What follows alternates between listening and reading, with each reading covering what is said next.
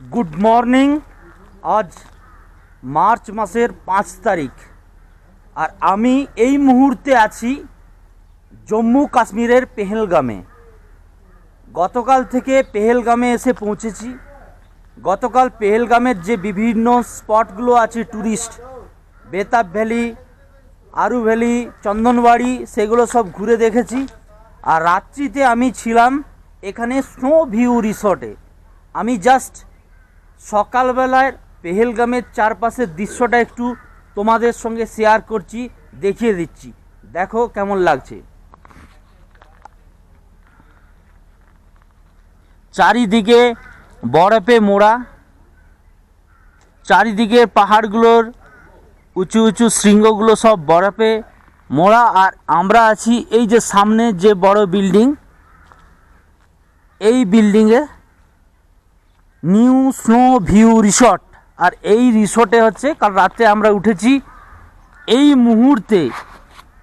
মুহূর্তে হচ্ছে পেহেলগামের টেম্পারেচার যদি দেখি মোবাইলে, তাহলে টেম্পারেচার হচ্ছে -14 ডিগ্রি। এই আমি দেখিয়ে দিচ্ছি, -14 ডিগ্রি টেম্পারেচার, অর্থাৎ -14। আমরা সকাল থেকে টয়লেটের যে ট্যাপ, সেই ট্যাপে কোনো জল পাইনি, কোনো জল আসছে না, পুরোপুরি জল বন্ধ হয়ে গেছে। আর ঠান্ডা যদি কথা বলি তাহলে হচ্ছে প্রচণ্ড ঠান্ডা। এখানে থাকা খুব মারাত্মক বিপদের হয়ে যাবে। সব কিছু ভেবেচিন্তে আমরা স্থির করলাম, আর এক মুহূর্ত নয়, আমরা রেডি একদম এখান থেকে বেরিয়ে যাব। আজকে নেমে যাব জম্মুর সামনে কাটরাতে, কারণ আমাদের পরবর্তী যে ভ্রমণের যা সূচি আছে তাতে করে কাটরাতে আমরা বৈষ্ণব দেবী দর্শন করব। তার আগে এই স্নো ভিউ রিসর্টের আমি একটু রুম ট্যুরটা করিয়ে দেবো আর চার সাইডটা একটু দেখিয়ে দেবো। এই হচ্ছে স্নো ভিউ রিসর্ট। এই আমাদের সব গ্রুপ মেম্বাররা পুরোপুরি রেডি হয়ে গেছে। এখানে প্রচুর বরফ পড়েছে। এই যে বরফ, এগুলো সব বরফ, এগুলো সব হচ্ছে বরফগুলো সব শক্ত হয়ে গেছে রাস্তার দু সাইডে পুরো। আর এই হচ্ছে স্নো ভিউ রিসর্ট। ভেতরে পার্কিংয়ের ব্যবস্থা রয়েছে গাড়ির। আমি যদি ভেতরের দিকে যাই, ভেতরে হচ্ছে পার্কিংয়ের ব্যবস্থা রয়েছে। এই যে গাড়ি, আমাদের গাড়ি দাঁড়িয়ে আছে। আর এই হচ্ছে ওপরের চার সাইডের ভিউটা। এটা আরেকটা বিল্ডিং, এক্সটেন্ডেড আরেকটা বিল্ডিং স্নো ভিউ রিসর্টের। আর এই হচ্ছে চার সাইডের পুরোপুরি দৃশ্যটা। এখানে পার্কিং এরিয়া রয়েছে। এদের দুটো বিল্ডিং আছে, এই একটা বিল্ডিং, আবার এই একটা বিল্ডিং। আমরা রয়েছি এই বিল্ডিংটায়। আমি একটু রুম ট্যুরটা করিয়ে দেবো, দেখো তোমরা। এখানে ঘরগুলো মূলত সবই হচ্ছে কাঠের তৈরি। বীভৎস ঠান্ডা হয় বলে, প্রচণ্ড ঠান্ডা হয় বলে কাঠের তৈরি।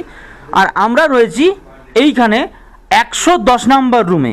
এই হচ্ছে 110 নাম্বার রুম, রুম নাম্বার 110। আমি ভেতরটা একটু দেখিয়ে দিচ্ছি। এই হচ্ছে ভেতরটা।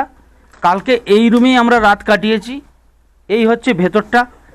আমাদের এখনও জিনিসপত্র গোছগাছ চলছে, পুরোপুরি গোছগাছ কমপ্লিট হয়নি। নিচে কার্পেট মেলা আছে। বড় বেড, মোটামুটি 2 থেকে 3 জন আরামসে শোয়া যাবে। বড় বড় ব্ল্যাঙ্কেট দিয়েছিল 2 থেকে 3টে। তার সঙ্গে রাত্রিবেলায় একটা হট ব্যাগ দিয়েছিল। আর এই হচ্ছে টয়লেট। আমি টয়লেটটা দেখিয়ে দিচ্ছি। এই হচ্ছে ওয়েস্টার্ন টয়লেট রয়েছে, তার সঙ্গে একটা বেসিন রয়েছে। মোটামুটি টয়লেটটাও খারাপ নয়। একটা মিরর দেওয়া আছে, একটা বালতি দেওয়া আছে, একটা মগ দেওয়া আছে। যদিও ওরা বলেছিল যে গরম জলের ব্যবস্থা আছে, কিন্তু এখানে জল যা টেম্পারেচার, তাতে করে কোনো মতেই হচ্ছে জল গরম থাকছে না। গিজারের কোনো ব্যবস্থা নেই। এদের সেন্ট্রালি গিজারের ব্যবস্থা রয়েছে, সেখানে ওরা চেষ্টা করে সবাইকে জল দেওয়ার, কিন্তু টেম্পারেচার এতটাই হচ্ছে মাইনাসে আছে, যার ফলে হচ্ছে কোনো মতেই আমরা গরম জল পাইনি, বা ওরাও আমাদের দিতে পারেনি হোটেল কর্তৃপক্ষ। সবশেষ মোটামুটি খারাপ নয় এই স্নো ভিউ রিসর্ট। আমরা কিছুক্ষণের মধ্যেই এই পেহেলগাম ছেড়ে দেব। আর এই হচ্ছে স্নো ভিউ রিসর্টের হচ্ছে রিসেপশন। এই হচ্ছে রিসেপশন এরিয়া। আর এই রিসেপশনের ভেতরটা আমি দেখিয়ে দিচ্ছি। এই হচ্ছে পুরো রিসেপশন এরিয়াটা, আর তার বাইরের ভিউটা হচ্ছে এরকম। স্নো ভিউ রিসর্টে আমরা রয়েছি পেহেলগামে। আর আমরা এখন কথা বলে নেব এই স্নো ভিউ রিসর্ট সম্বন্ধে। এই রিসোর্টের ম্যানেজার, একটু কথা বলিনি। ভাইয়া এই রিসোর্ট প্লেস किधर है? ये main Pahalgam opposite government higher secondary school Pahalgam के अपोजिट है। New snowy resort main Pahalgam Chandanwari road पे। आप बोलिए मुझे सर आपको कैसा लगा यहाँ पे? बहुत बहुत अच्छा है, खूब ভালো লেগেছে। হ্যাঁ অবশ্যই। सर्विस कैसी लगी हमारी सर? দারুন দারুন, টপ, খুব ভালো। ঠিক আছে, থ্যাংক ইউ, টাটা। সামনের সোজা রাস্তা, এটা চন্দনবাড়ি পর্যন্ত গিয়েছে, মাঝে বেতাব ভ্যালি রয়েছে। আর এই মুহূর্তে সকালবেলায় স্নো ভিউ রিসর্ট ছাড়ার আগে একবার চারি সাইডটা তোমাদের দেখিয়ে দিচ্ছি। এই হচ্ছে আমি, আর এই হচ্ছে গভর্নমেন্ট হাই সেকেন্ডারি স্কুল পেহেলগামের। আর হাই সেকেন্ডারি স্কুলের ঠিক অপোজিটেই হচ্ছে স্নো ভিউ রিসর্ট। আর এই সোজা রাস্তা পেহেলগাম যে মেন মার্কেট ট্যাক্সি স্ট্যান্ড সেখান থেকে আসছে, আর এই রাস্তা সোজা চলে গিয়েছে একদম চন্দনবাড়ি পর্যন্ত। আর এই ঠিক এই রাস্তার মাঝেই চন্দনবাড়ি রোড এটাকে বলে। হাই সেকেন্ডারি স্কুলের বিপরীতেই হচ্ছে স্নো ভিউ রিসর্ট। আর এই রিসর্টেই আমরা গতকাল থেকে রয়েছিলাম।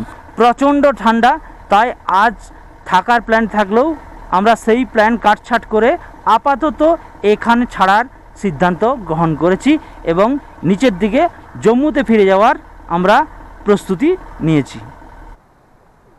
আমি এই মুহূর্তে রয়েছি একদম পেহেলগামে লিডার নদীর ধারে।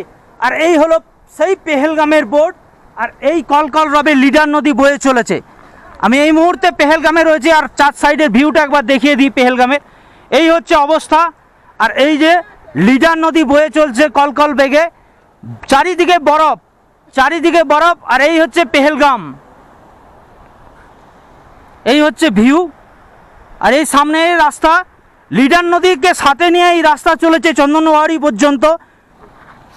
সকালবেলায় সাধারণত মানুষজনের দেখা নেই, আমরা বেরিয়ে পড়েছি। এখানে প্রচণ্ড ঠান্ডা, তাই সেই ঠান্ডাকে উপেক্ষা করে আমরা বেরিয়ে পড়েছি আমাদের নেক্সট ট্যুরিস্ট স্পট কাটরার উদ্দেশ্যে। আর তার আগেই লিডার নদীর ধারে পেহেলগামেতে আরও একবার লাস্ট বাই বাই পেহেলগাম, ভালো থেকো, যদি পারি আবার আসবো, টাটা। সকালবেলার লিডার নদীর জলের কলকল শব্দ সত্যি অসম্ভব সুন্দর। সারা দিনটাকে ভালো কাটানোর আহ্বান নিয়ে এসেছে। আর এই হলো বয়ে চলা লিডার নদী। চন্দনবাড়ির সামনে থেকে এই নদী আসছে, নিচের দিকে নেমে চলেছে। আর আমি সেই লিডার নদীর একদম পাড়েতেই এই মুহূর্তে দাঁড়িয়ে আছি। আর লিডার নদীর কলকল যে শব্দ, সেই মধুর শব্দকে উপলব্ধি করছি। আমার তো খুব সুন্দর লাগছে। আশা করছি তোমাদেরও এই লিডার নদী সহ গোটা পেহেলগাম উপত্যকার যে সৌন্দর্যতা সেটা ভালো লাগবে। দেখো এই ঠান্ডাতে -14 ডিগ্রি টেম্পারেচার, এই মুহূর্তে পেহেলগাম বাজার সহ গোটা মার্কেট শুনশান। আমরা সকাল সকাল বেরিয়ে পড়েছি কাটরার উদ্দেশ্যে।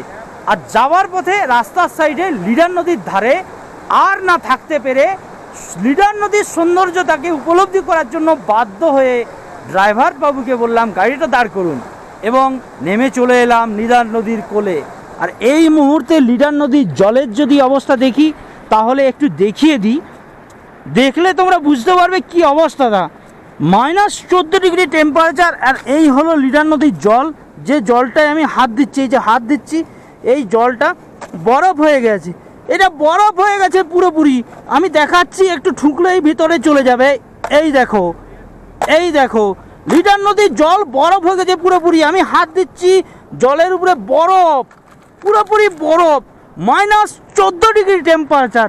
-14 ডিগ্রিতে যা ঠান্ডা, এই ঠান্ডায় আর থাকতে না পেরে বাধ্য হয়ে তো আমরা নিচের দিকে নামতে চলেছি।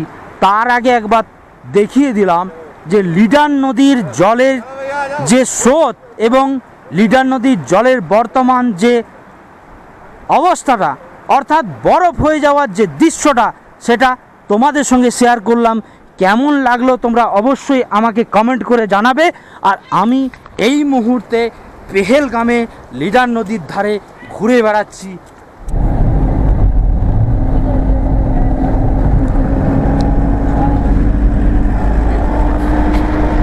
পেহেলগাম ছেড়ে আমরা এরপর কাটরার পথে। গতকাল থেকে পেহেলগাম ঘুরলাম, পেহেলগামের যে সমস্ত ট্যুরিস্ট স্পটগুলো আমাদের ফুল টিম ঘুরলো, খুব ভালো লাগলো। যদি কখনো সুযোগ আসে আবার পেহেলগামে আসবো। টাটা পেহেলগাম, তোমাকে আমার খুব ভালো লেগেছে, তোমাদের কেমন লেগেছে? আমাদের পুরো টিম সবারই খুব ভালো লেগেছে। সবাই এই কথাই দিয়ে গেলাম, যদি কখনো সুযোগ আসে আরো একবার পেহেলগাম হবে তো। টাটা। পেহেলগাম থেকে কাটরা যাবার পথে রাস্তার সাইডে এই জম্মু কাশ্মীর উপত্যকায় প্রচুর আপেলের বাগান আছে। যদিও এই ঠান্ডার সময় আপেল গাছে আপেল তো নেই, গাছের পাতা পর্যন্ত নেই, কারণ এই শীতকালে কোনো রকমই পাতা থাকে না, ঝরে যায়। আর 2 মাস পর এই গাছগুলো হচ্ছে পাতা গজাবে, তারপর ফুল ফল, আর অক্টোবর মাসে ফল এবং ফুলে ভরে থাকবে এই গাছগুলো। আমি একটু দেখিয়ে দিই, এই হচ্ছে অ্যাপেল বাগান, আর আমরা ঠিক এই অ্যাপেল বাগানের পাশ দিয়ে পেরিয়ে চলেছি। এই হচ্ছে অ্যাপেল বাগান পুরোটা। এখন এই গাছে না আছে পাতা, না আছে ফুল, না আছে ফল। ঠিক 2 মাস পর এই বাগানগুলোই ফুলে ফলে ভরে উঠবে। যেহেতু এখন শীতকাল, তাই এখন ফলও নেই, ফুলও নেই, আর পাতাও নেই।